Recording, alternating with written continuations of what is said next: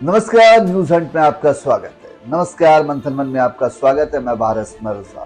जी, आज हम बात कर रहे हैं ओम प्रकाश राजभर की। ओम प्रकाश राजभर ने एक बार फिर सपा पर निशाना साधा।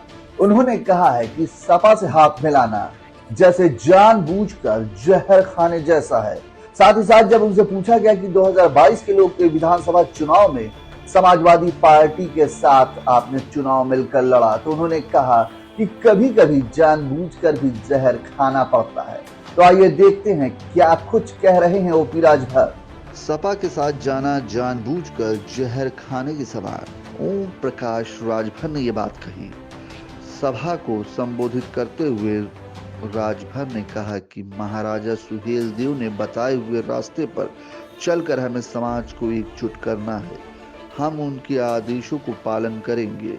हम आगे तभी बढ़ेंगे जब हम शिक्षित, संगठित व संघर्ष करेंगे। जब हम सदन में अपने समाज के उत्थान की बात करते हैं तो हमारी समाज से चुनकर सदन में गए लोग हम पर हंसते हैं।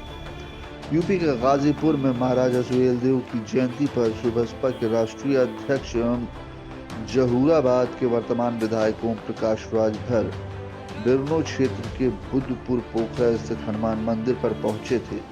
उन्हें कार्यक्रम का मुख्य अतिथि बनाया गया था। ओपी राजभर के साथ जखनिया सुरक्षित विधानसभा के विधायक बेदीराम भी मौजूद थे।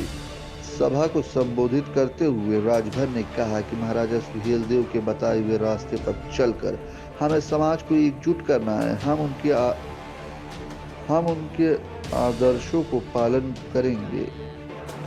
हम उनके आदर्शों का पालन करेंगे। हमें आगे तभी बढ़ेंगे जब हम शिक्षित, संगठित व संघर्ष करेंगे। जब हम सदन में अपने समाज के उत्थान की बात करते हैं तो हमारी समाज से चुनकर सदन में गए लोग हम पर हंसते हैं। उन्होंने कहा कि बिहार की तर्ज पर आने वाले समय में उत्तर प्रदेश में भी शराब बंद होना चाहिए। उन्होंने कहा कि राजभर को एसटी में शामिल करने के लिए सड़क से लेकर सदन तक मैं संघर्ष करूंगा। हमारे भी घर पर रेड पड़ी लेकिन कुछ भी नहीं मिला। आने वाले समय में प्रदेश का मुखिया राजभर का बेटा बनेगा। सत्ता के आगे अपनी बिरादरी को देखकर नौकरी दे रहे हैं। सपा को किसी भी तरह सत्ता चाहिए। रामचरितमानस पर सपा के एक तबके द्वारा आपत्तिजनक बातें कही जा रही हैं। जब ये सवाल राजभर से पूछा गया तो उन्होंने सपा मुखिया पर बरसते हुए कहा, ये लोग सत्ता के लिए पागल हो चुके हैं। इन्हें किसी तरह सत्ता चाहिए। राजभर ने शिवपाल यादव पर तंज कसते हुए कहा, बनारस पुलिस लाइन की दीवार क्यों और कैसे टूट गई थी और 2 ही दिन में कैसे बन गई।